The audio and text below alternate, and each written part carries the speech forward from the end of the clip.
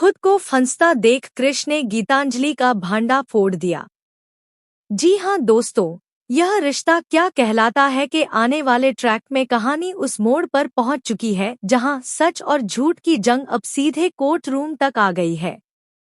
यह जंग सिर्फ इंसाफ की नहीं, बल्कि रिश्तों की भी है, जहां परिवार, प्यार, विश्वास और साजिश सब एक दूसरे से टकराने वाले हैं। कहानी शुरू होती है उस दर्दनाक मोड़ से जब अंशुमान की अचानक मौत हो जाती है। पूरे पोतदार परिवार पर जैसे पहाड़ टूट पड़ा हो। तान्या, जो अपने भाई से बेहद प्यार करती थी, इस सदमे को सहन नहीं कर पाती।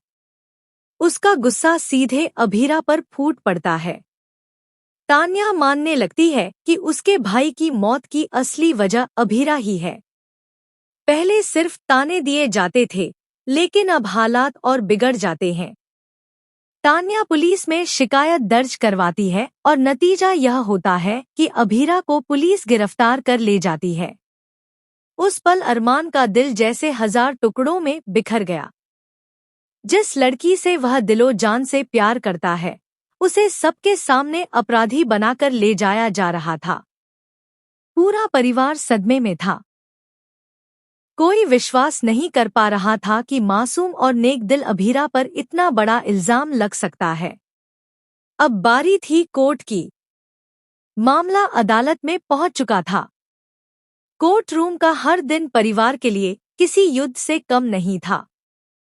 तान्या बार बार जज साहब के सामने जोर देकर कहती, माय लॉर्ड, मेरे भाई की मौत के पीछे सिर्फ और सिर्फ अभीरा का हाथ है।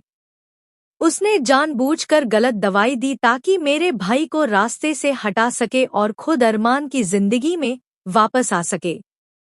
जज साहब के सामने सबकी निगाहें टिकी थी पोस्टमार्टम रिपोर्ट पर। यह रिपोर्ट ही सच्चाई का दरवाजा खोलने वाली थी। रिपोर्ट में साफ लिखा था कि अंशुमान के शरीर में ऐसी दवाइयों के अंश पाए गए जो उसे बिल्कुल भी नहीं दी जानी चाहिए थी। इन दवाइयों की वजह से उसका शरीर कमजोर पड़ा और उसकी मौत हो गई। यह सुनकर पूरा कोर्ट रूम सन्न रह गया। तान्या चीख चीख कर कहती है, देखा, यही सबूत है कि अभीरा ने जानबूझकर यह किया। उसकी आवाज गुस्से और नफरत से भरी हुई थी। लेकिन कहानी यहाँ रुकने वाली नहीं थी। असली ट्विस्ट तब आया जब कियारा खड़ी हुई और उसने कहा, मुझे लगता है दवाइयां गलती से एक्सचेंज हो गई थी। लेकिन यह महज एक हादसा नहीं था। यह किसी की चाल भी हो सकती है। यह सुनकर अरमान और चौकन्ना हो गया। उसने ठान लिया कि वह इस केस की तह तक जाएगा। अब अरमान सिर्फ एक वकील नहीं, बल्कि एक बेटे, एक प्रेमी और इंसाफ के योद्धा की तरह इस लड़ाई को लड़ने निकला। उसने हर क्लू को जोड़ना शुरू किया। अस्पताल से लेकर घर तक, दवाइयों की बोतल से लेकर अंशुमान की रिपोर्ट तक हर चीज को बारीकी से जांचने लगा। काफी मशक्कत के बाद अरमान को जो सच्चाई मिली, उसने सबके पैरों तले जमीन खिसका दी।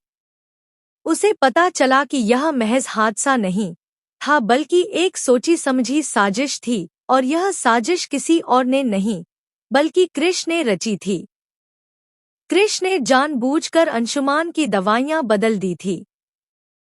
यही वजह थी कि अंशुमान की हालत अचानक बिगड़ी और उसकी मौत हो गई। कोर्ट में अरमान ने यह सच्चाई सबके सामने रख दी। उसने सबूतों के साथ दिखाया कि यह खेल कैसे खेला गया था। कृष के चेहरे का रंग उड़ चुका था। वह समझ चुका था कि अब वह अपने ही बिछाए जाल में फंस चुका है। जज साहब जब फैसला सुनाने वाले थे, तभी अचानक कृष खड़ा हुआ और जोर से बोला, रुकिए, मैं सब सच बताऊंगा। पूरा कोर्ट रूम उसकी ओर देखने लगा। कृष की आंखों में आंसू थे। उसका दिल अब और झूठ,